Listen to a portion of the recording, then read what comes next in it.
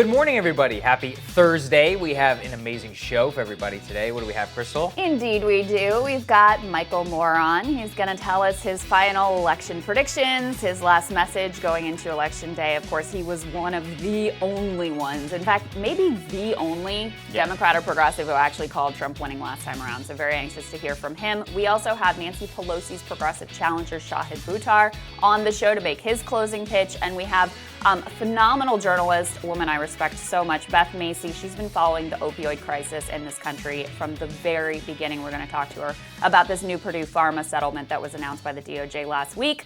But we wanted to start with the fact that we are less than a week to Election Day, and we've got some major new polls that dropped yesterday. 5 days to go until the election. I can hardly believe it. It's absolutely crazy. These are some of the last national polls that we'll ever be able to bring you. So let's throw those up there. For this election. But maybe ever. We'll be if here they're for the wrong, next one, don't worry. if they're wrong. CNN, Biden 54, Trump 42, 12 points, largely in line where things were before. And on the state level, we begin to see some interesting stuff as well. The New York Times came out with a Nevada poll. Nevada, of course, it depends on, it's a swing state. It's been trending blue, but it does go red on occasion. You can see there that it's actually +6 Biden, whereas the 2016 result was +2 for Clinton. The union dynamics are very key here. So let me talk a little bit about Nevada, because this is a state I've spent a decent amount of time in and know a fair amount about the politics. So if any state was going to buck the general national swing towards Biden, I think it would be Nevada. Why? And I'm not predicting that, but I'm saying some of the elements are there. Why? Number one, because a large part of Democratic strength in the state, and this is Harry Reid was a big part of this, is through the Culinary Workers Union, through that union organizing, helping to turn out the vote. Service workers, very diverse, and overwhelmingly Democratic. Well, Nevada, Las Vegas has been decimated. Yes. I mean, so many people out of work, so many, union jobs lost, so many people laid off, so many casinos closed. I mean, of all the places in the country that have been hit hardest economically by coronavirus, it's Las Vegas. And I could see, I haven't seen polling on this, so let me be clear, this is just a theoretical idea. I could see Trump's pitch about, we got to open the economy back up, landing a bit more in a state like that where you've had, just massive job loss and pain because of what's happened with the coronavirus pandemic. On the other hand, I could also see them going dude, you messed this up, and now my life is in tatters when I had this solid union job. So I think that could go either way. And then the other thing that I would point to is where is Biden doing exceptionally well? It's basically with white people and white college-educated people in general. So it's the Virginia model of the blue shift, right? Very suburban, college-educated, relatively affluent. Nevada is a working-class state, and the demographic group where Biden has slipped the most in this election is Latinos. They're a very key part of the electorate there. So, John Ralston, who's a great analyst and longtime journalist in the state, has been tracking the turnout data early and feels like Republicans are still, this is not a Democratic runaway kind of a deal this year. Republicans very much still in the game based on the turnout numbers that he's seeing. I think Nevada will go to Biden, but I just want to throw a note of caution out there. I think if any state was to go opposite of the direction that most of the rest of the country ultimately goes, Nevada has some unusual dynamics. I think that's smart. It's a good point. Las Vegas's mayor was one of the very first people to actually say, look, we'll test out the herd immunity thing. They're like, we'll do it. And she's Democrat. And she's a Democrat. I was actually just there a couple months ago. It's a ghost town compared to what it used to be. It's a genuinely depressing. We have a couple other polls, state-level polls we wanted to bring to you. Let's throw the Georgia one up there on the screen. Georgia, of course, is particularly important. It's become a newfound battleground. This is actually where, Krystal, the dynamics that you talk about that white suburban shift to Biden is dramatically helping his chances in terms of what he could see in the suburbs. Because those Atlanta suburbs, many of which were traditional, more fiscal conservative voters that you were embodied in a person like David Perdue, and some of the other people who have represented the state of Georgia, those people now going for Biden, or at least going for Biden in much higher numbers, resurrecting his chances. The same people who also put Stacey Abrams very, very close to the edge. So I think that's the interesting part. Yeah. And then Wisconsin. That was my Georgia could go blue alarm going off. That's what it was, folks. One quick thing on Georgia. Obviously, like the Biden campaign thinks this is a state in play, have been spending time and resources there on the ground. Right. And there's some reason to think that Georgia could actually go blue and Florida stay with Trump. So, it's a true toss-up this year. It really is. And Wisconsin is the other one I wanted to show, because we brought you that kind of crazy outlier poll, 17 points yesterday. This one seems much more realistic. So this is the Marquette University poll of Wisconsin, the very last one. It shows Biden up by 5 points, Trump at 43, and Jorgensen at 3%. Now, I think, though, that it's important to say that last time around, Wisconsin was one of the most missed polling states. So, I've got it here in front of me, but you can see that on the eve of the election in 2016, they had Wisconsin at 7 points in the Real Clear Politics average, and Trump ended up winning that state. It was one of the biggest misses, along with Michigan. So I think that there's always a note of caution whenever we're looking at that. And I don't have the exact 2016 comparison of this final Marquette University poll, which was actually, no, here it is. And so it showed Clinton up by 46 to Trump's 40. So 6 points, actually. Yeah, very similar. That being said, a lot of polls have adjusted. The district level swing of white working class voters that a lot of people saw across the country are not manifesting themselves in the same way. So I don't want to paint a different picture, but just a note of caution.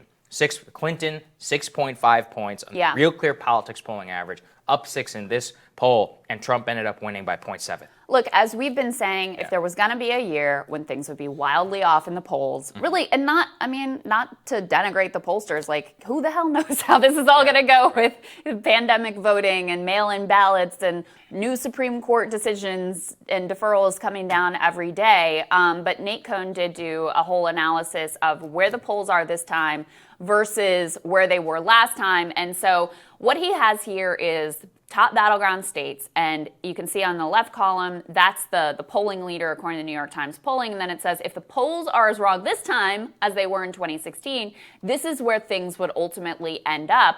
And you can see if they experience the same shift as last time, you still have Biden, and then this is again according to the New York Times polls, you still have Biden winning in all of those key swing areas with the exception of that one electoral college vote in Maine's 2nd congressional district. And look, it's important to keep a couple things in mind. We keep doing the versus 2016 and how much the polls were off last time analysis. And I do think that that's useful and it's a good note of caution, good way to frame things. But we also have to keep in mind certain dynamics are really different. One of them is there are many fewer undecided voters. Yes. So last time, part of it was the polling was off and they weren't fully accounting for the strength of Trump among non-college educated white voters. But part of it was that there was a genuine swing in the last week. There were. After the Comey thing, disproportionate number of late deciders went to Trump. I think it was like 5 out of 8 broke Trump, late undecideds. Right. Key. And this time around, there just aren't that many people left who are undecided to create some large shift in these final days. I don't think the Hunter Biden revelations have been what the Trump campaign had hoped that they would be in terms of really shifting public opinion. People are pretty locked in. And then you also have a much less significant third-party vote. So part of how Trump was able to thread this needle was by some small number going to a Libertarian candidate and going to the Green Party candidate.